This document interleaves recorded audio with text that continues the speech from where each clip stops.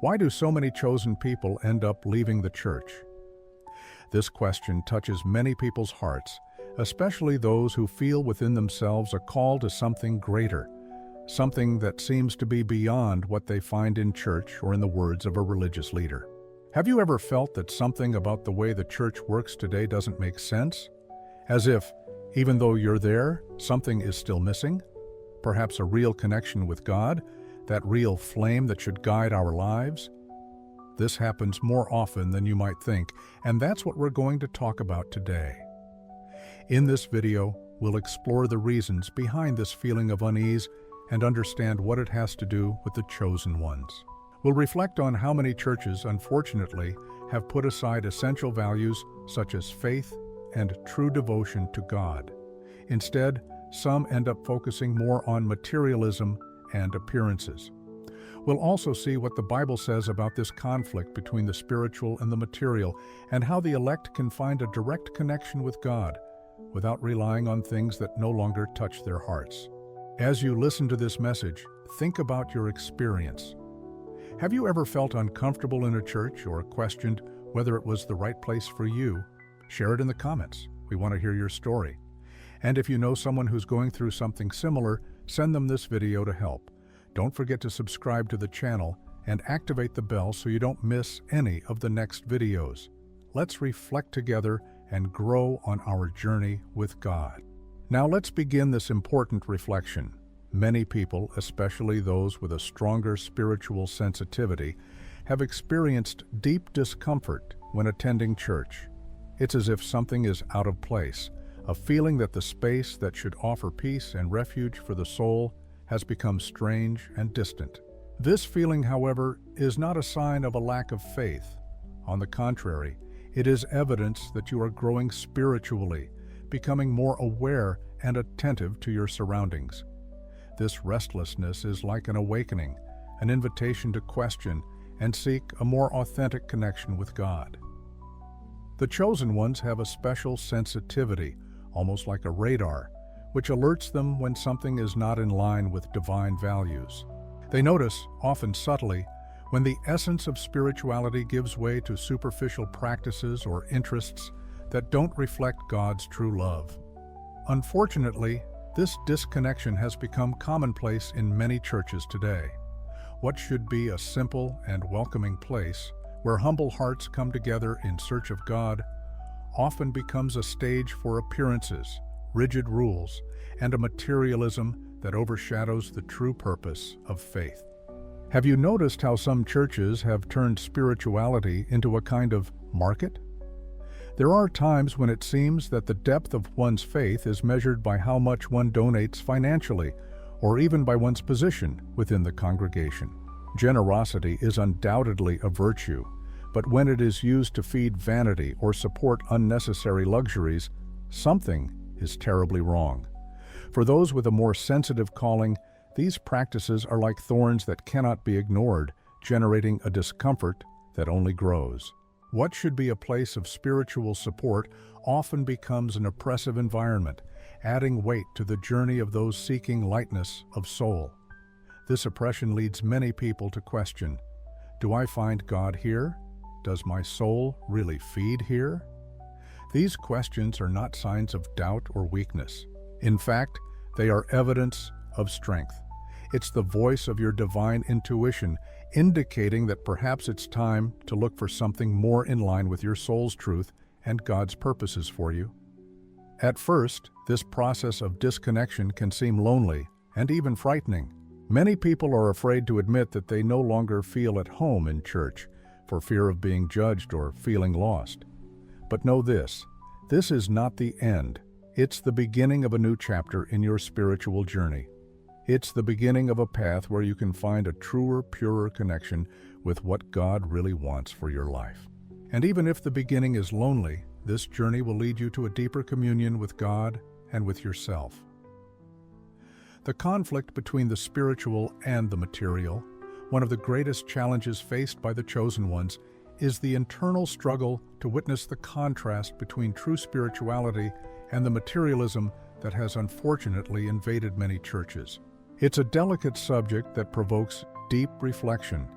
but it's essential to address it in order to understand why so many sensitive and awakened souls are turning away.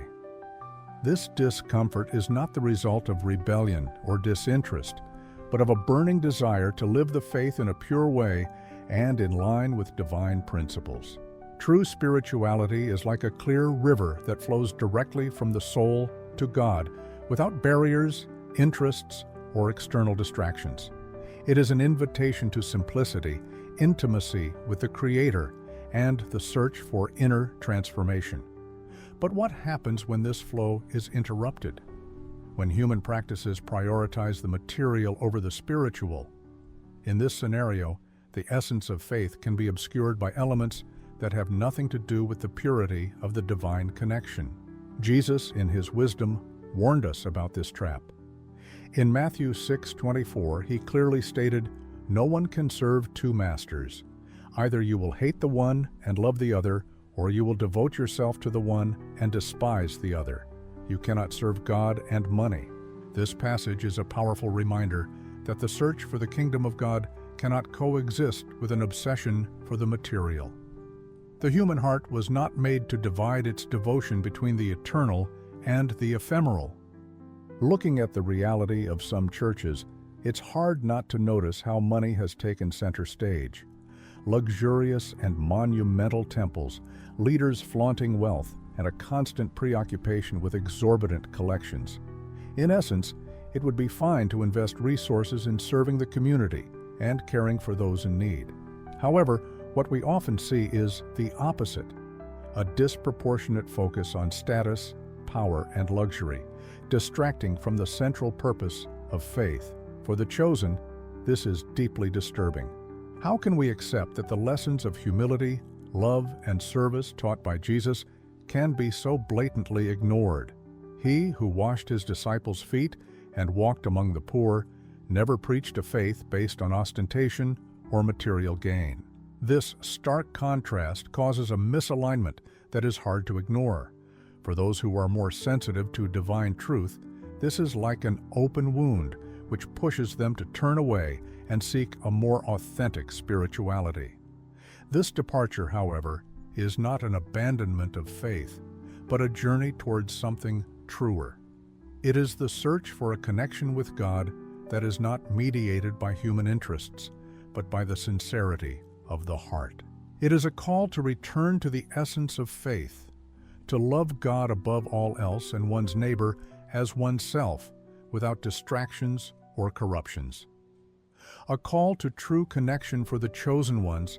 Faith has never been something superficial or decorative.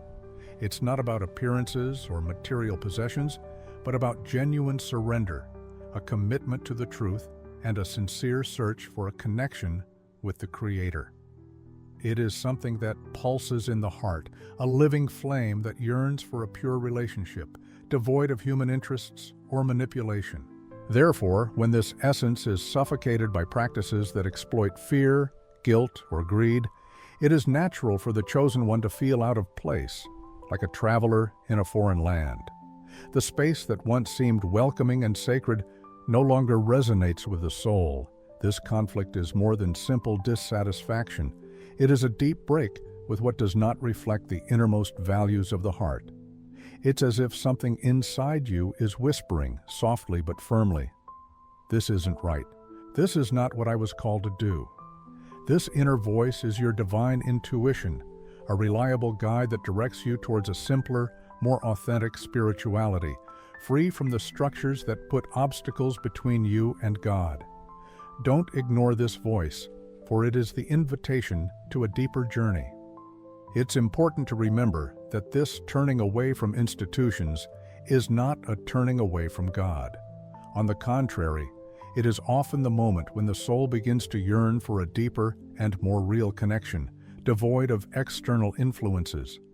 It is a call, a spiritual awakening that invites you to discover God in the silence of the heart, in the twinkling of the stars, and in the whisper of the wind. This inner flame that burns within you, even in the face of so many doubts and conflicts, is the force that keeps you firmly on the spiritual path. If you've ever felt that the teachings you've received don't align with what your heart believes, know that you're not alone. Many sensitive souls are feeling the same call, searching for something that resonates with divine truth and transcending the limitations imposed by traditions and rituals that often distort the essence of faith. When the church ceases to be a home for your soul, the question inevitably arises, what now? How do I connect with God? Although this moment can bring a sense of loneliness, it is actually a gateway to spiritual transformation. God has never depended on intermediaries or structures to make himself present. From the beginning, he gave us simple and powerful tools to connect directly with him: prayer, meditation, and inner silence. Over time, these practices were replaced by rituals and traditions that created unnecessary barriers. But for the chosen ones, the divine truth is clear. God is not confined to temples or ceremonies. He is everywhere, in the flowers that bloom, in the song of the birds, in the simplicity of everyday life. This realization transforms the way we live our faith. We don't need special places to feel God's presence. He is in every heartbeat. Prayer and meditation then become more than religious practices. They are a channel for connecting directly with God. Prayer is the space where we pour out our emotions, share our fears, joys, and hopes. Meditation, on the other hand, invites us to silence our minds, listen to God's voice, and find peace, even in the midst of chaos. How many times have you been silent, just feeling God's presence? It is in this silence that God speaks and guides us. Of course, this journey is not easy. When we move away from external structures, we face fears, doubts, and even judgments. But we also find freedom. Little by little, we discover that God's presence doesn't depend on formulas or rules. He is in every breath, in every act of kindness, in every moment of gratitude. It is in this personal encounter that spirituality becomes alive and transformative. This discovery is a watershed. For the chosen ones, it's as if a veil has been lifted, revealing a much more authentic faith. Prayer ceases to be an obligation and becomes a sincere conversation with God. Meditation ceases to be just a habit and becomes a refuge where peace is renewed. And most importantly, you realize that you were never alone. Others are walking the same path, creating an invisible network of awakened souls, united by the desire to rediscover the true meaning of faith. The journey of the chosen ones is a journey of courage, of trusting in one's inner calling, and of seeking God in his purest form. Practices such as prayer and meditation are beacons on this path, illuminating the direction and reminding us that divine connection requires nothing more than an open and sincere heart. And in the process, you not only find God, but also discover who you really are. These practices are like a balm for the soul, igniting an inner flame that illuminates our paths, gives us the strength to move forward, and brings clarity in the face of life's storms. When you cultivate a genuine connection with the divine, your energy is strengthened and your inner light expands, touching those around you. The chosen ones, aligned with their divine essence, not only transform their own lives, but also serve as beacons that guide and inspire others. It's as if their presence carries a special glow, bringing hope and comfort to those around them. This journey, however, is not for the faint-hearted. It requires courage and resilience, because inner transformation can be uncomfortable, both for those who are changing and for those watching from a distance.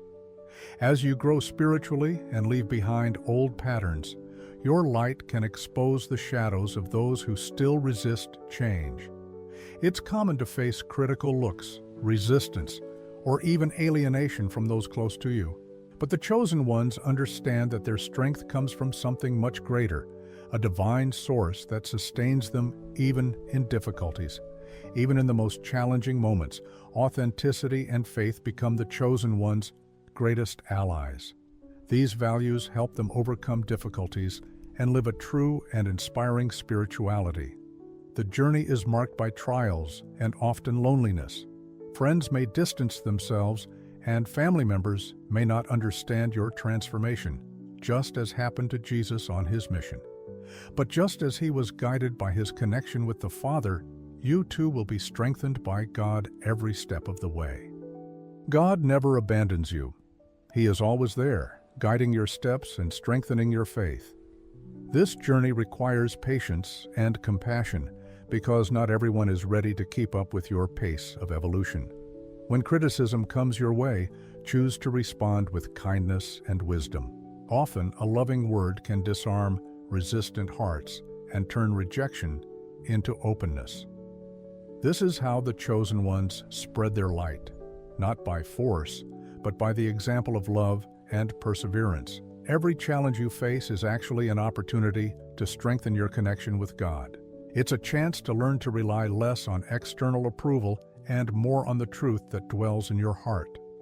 The chosen have a greater mission which goes beyond themselves.